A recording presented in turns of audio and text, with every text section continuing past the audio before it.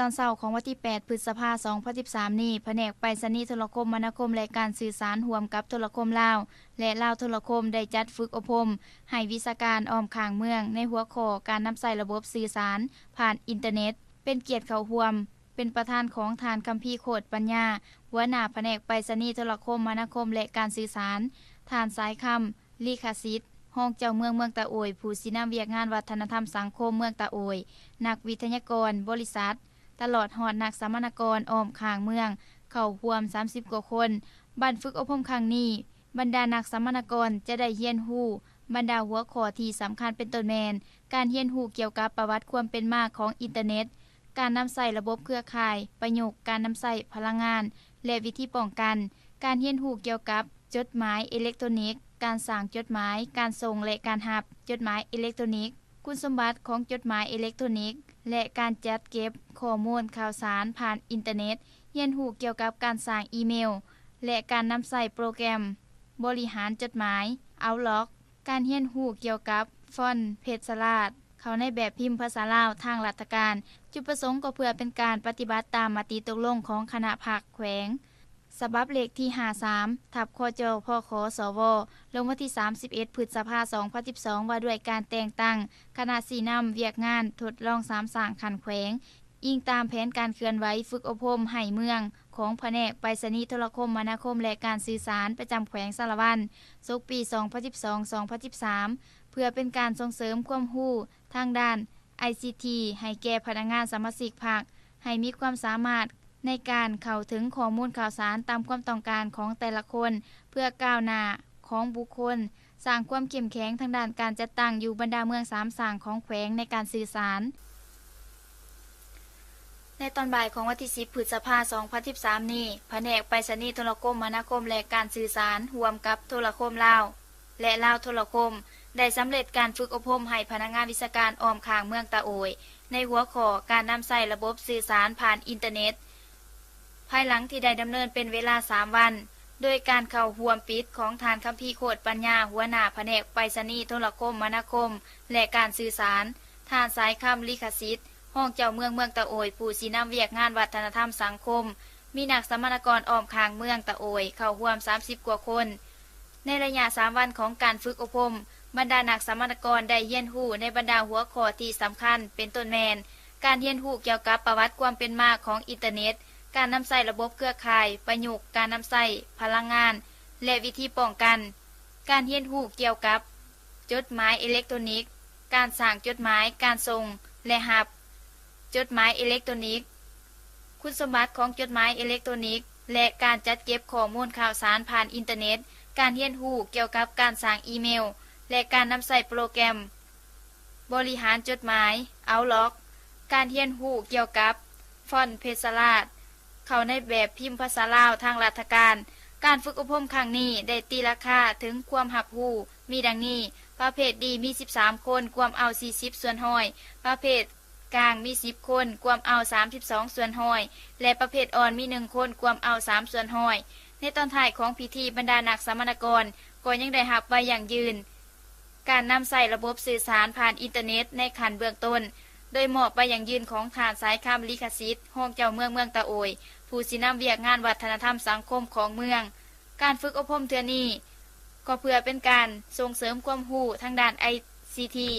ให้แก่พนักงานวิชาการขันเมืองให้มีความสามารถในการเข้าถึงข้อมูลข่าวสารตามความต้องการของแต่ละคนเพื่อความก้าวหน้าของบุคคลสร้างความเข้มแข็ง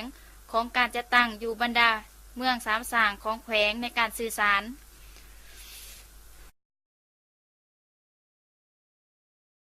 ให้คนโง่ของคนหลุดคนดังอาสมบูรณ์ขึ้นเติมเนาะนั่งเวลาสุดท้ายนี้ก็มียังข้าพเจ้าก็ใช้พ่อแก่ทางการพิจารณาปัญญาหัวหน้าแผนกไปรษณีย์แต่คณะรับผิดชอบการฝึกอบรมครั้งนี้ตรงนี้ทุกฝ่ายทุกแก๊งนี้มันเยินในสืบต่อทำเยี่ยนไหนเนาะให้สมบูรณ์เนาะอยากเข้าใจว่าเยี่ยนกันได้แล้วบริเวณยังเอาพวกการบรรทัดกับเพื่อนทำการเนาะแล้วในชุดไทยนี่บุญยังข้าพเจ้ามีลูกเล็กเล็กน้อยๆนั้นเข้าใจเนาะ วิตเด้อเป็นรถสวิตตัวนี้เข้าจับตัวนี้เป็นเขาเร่นี่ตอนเขาเร่ยังต้านตัวนี้เป็นเมย์เนี่ยเป็นกองเป็นเรือสำนักผมมีไฟจะเรือเนี่ยสำนักให้ลูกนี่แต่ว่าผมคิดมันกระเดา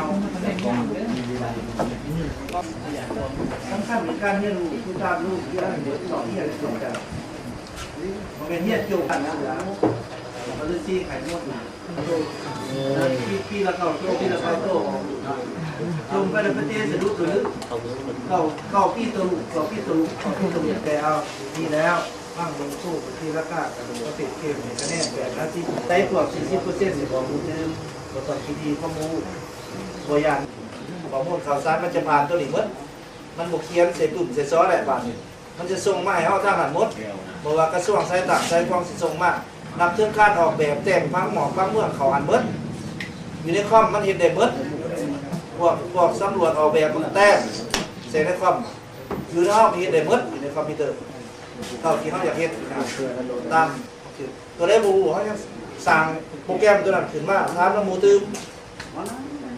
ตัวนี้สำคัญกว่าโมเพราะว่ายุคพ่อแล้วยุคพ่อยุคแม่เนี่ยมันเป็นเรื่องยุคพ่อเนี่ยยุคตัวนี้แล้วขันสันนะสิบไปท่านเขาแต่บ่ท่านมูสิเขาจะประมาทเด้จะประมาทบางทีเนี่ยเอาพวกแก้วพวกนี้ให้มันพันข้อการเด้อเดี๋ยวคนบอกว่าดีใจเลยเอาสมเสยเด้อICT เนาะ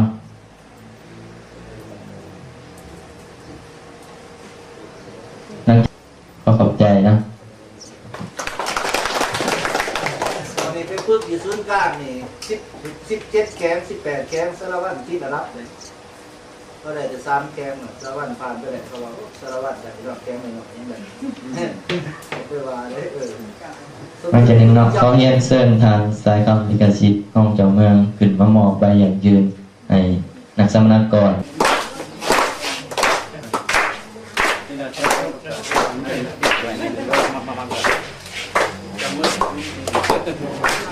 จับมือมือจับมือกล่องนะฟ้าเป็นไงนี่ฟังนะต้นหอม50 ปี30 ปีเดี๋ยวเอาเรียนแถวเข้าเลยเด้อเอาเลยช่วยเก็บ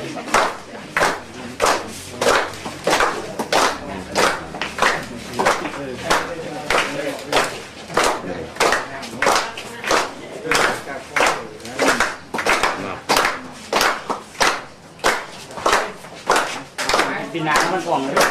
ปีนาก็จะแบบนี้ใบมันสั่นเลย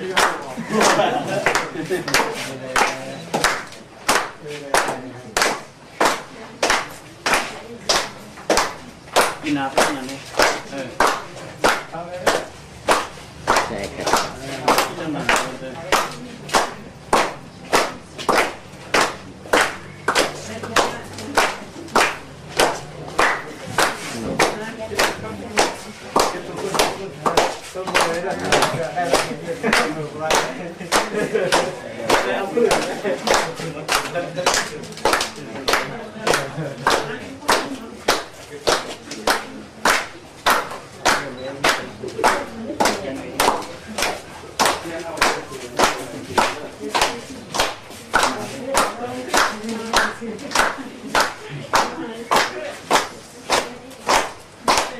ใช่จะต้อง